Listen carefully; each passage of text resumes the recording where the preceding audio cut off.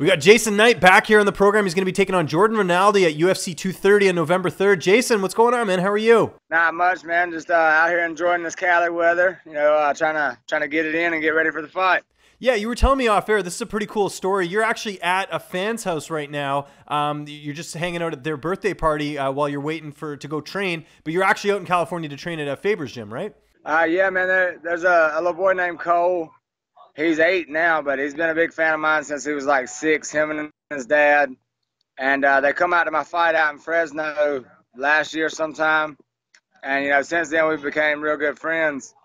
And Cole invited me to his birthday party, and I happened to be an hour and a half away in Sacramento.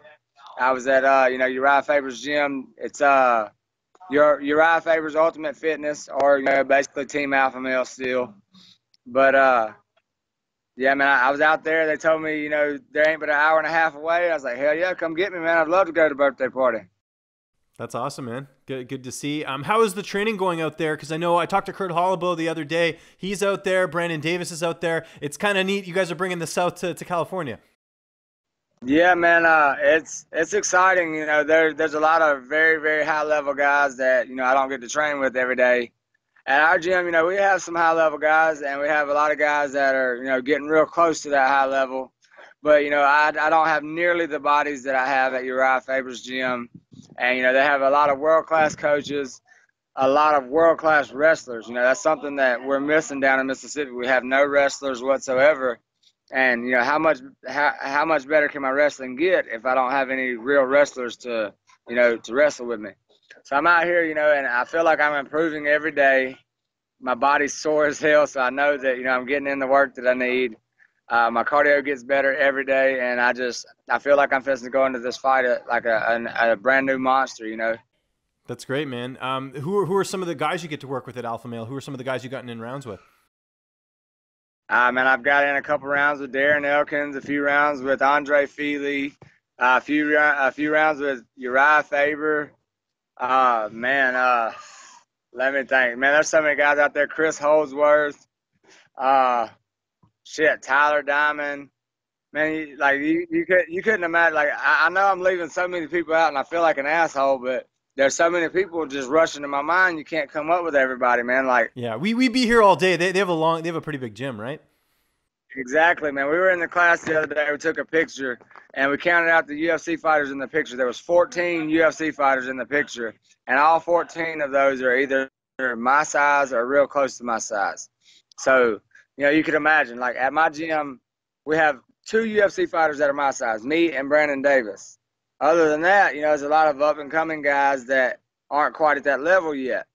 But, you know, whenever you get to train with these guys who train with high-level, next-level guys every single day, you have no choice but to get better. Like, I have been getting my ass kicked since I got here, and I love it because I know that I'm going to be so much better. I'm losing here so that way I can win in the fight. And, you know, back at my gym, I lose every now and then, but not nearly as much here. You know, here I'm getting my ass kicked every day on a daily basis, and, you know, that's what I need. That's what you got to have to improve. You got to have people who are better than you. And, you know, back home, I have, you know, coaches and a few others, select training partners that are better than me at certain things, but, you know, there's not guys that can just smash me everywhere. Nowhere, you know, none of the guys at the gym can just kick my ass everywhere.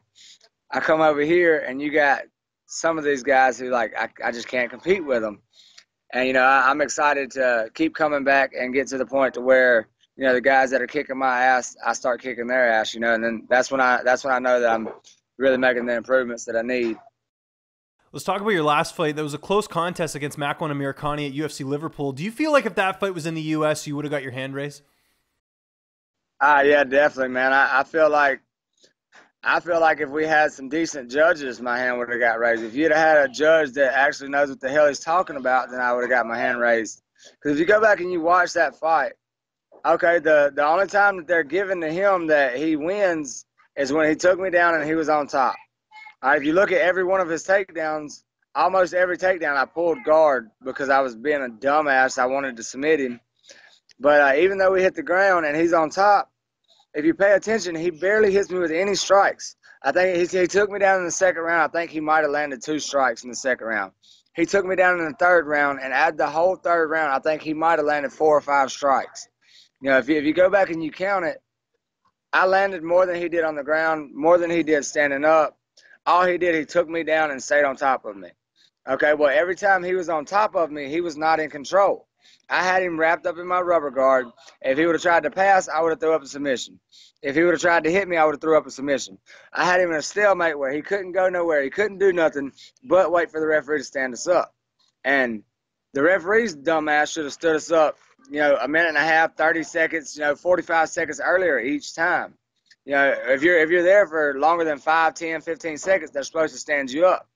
It's not my job, you know, if I'm on bottom and I've got this guy locked up this far from being in a submission, it's not my job to work and try and enforce that submission. It's my job to hold him there until either the referee stands us up or he tries to move to a better position or he tries to throw a strike, and then I attack when he gives me an opening. Until then, I have no reason to attack. I have the guy exactly where I want him. He can't hit me. I got him in control. Either the referee's going to stand the fight up or he's going to try to make a mistake and get submitted. And that's what pisses me off, because you got some dentist that doesn't know what the fuck he's looking at who's out there judging my fight, you know. And you got a dentist or a lawyer or some shit who's judging the fights.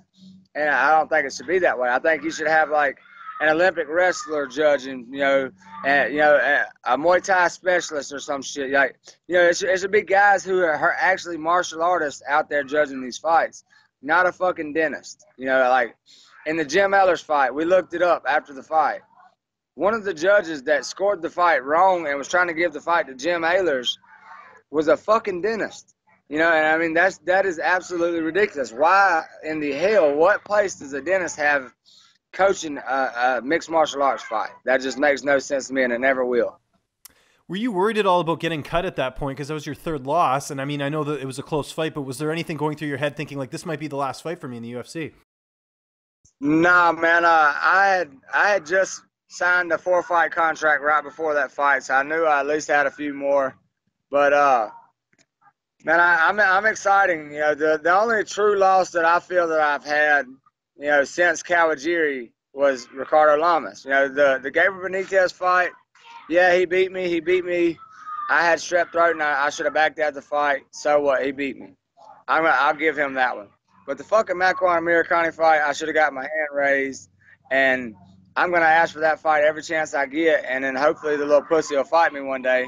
If not, then hopefully I catch him at a bar one day so I can beat him up there or something, you know, because that grudge is not over. You know, I want to get back in there, and I want to knock him out like I should have done in the first fight. How's the weight cut going now that you're out there? I know there's a lot of good food in California. Keeping the diet on point? Man, I never diet. I never have. I've always ate McDoubles and pizza and all that shit, you know, and I've always been able to get away with it. But right now I'm probably the lightest I've been for any training camp, because, you know, up until about a month ago, I was building houses and working as a Boilermaker. You know, I was doing what I had to do to make sure that my family, you know, was taken care of. But you know, when I started out this training camp, I was already like 155 pounds. So I'm walking around anywhere from 155 to 153. I didn't start off with the little chubby that I normally start off with. Normally I got a little bit of belly and got to lose all that shit and then get my body in shape. Then I got to get my cardio right. But this time, you know, my body was already there. All I had to do was just get my cardio back right and, you know, work on my skills. So, you know, I'm excited. How do you see this fight playing out on November 3rd? It can go one of two ways. You know, either I'm going to go in here, I'm going to run him over, and I'm going to get one of these bonuses, or he's going to go in here and he's going to keep up with me, and we're both going to get us a bonus. You know, one of the two. It all just depends on whether or not Jordan Rinaldi shows up, because I promise I'm going to show up. I'll show up that night. Last question before we let you go. What's next for you after this fight? Are you looking to get a quick turnaround if all goes well in this fight, or are you kind of looking more towards like later next year? No, man, I would love to, you know, if I get the win and, you know, don't get any injuries, I'm gonna beg to, you know, try and get on that Gustafson Jones 2 card in December. I would love to get a quick turnaround. It's been way too long, and, you know, I like to fight. I want to get in there as much as possible, And, hopefully I can go out here and impress somebody so that way, maybe they'll give me my shot to turn around and get a quick one. We're looking forward to this fight, man. Fight of the night on paper for sure. It's UFC 230 coming up here November 3rd. Jason, appreciate the time today, especially being at a birthday party. Just remind people where they can find you on social media, and if you have any sponsors or shout-outs, the floor is yours, man. All right, on Instagram and Snapchat, it's at JTK the Kid on both of them. Twitter is at Jason the Kid 23.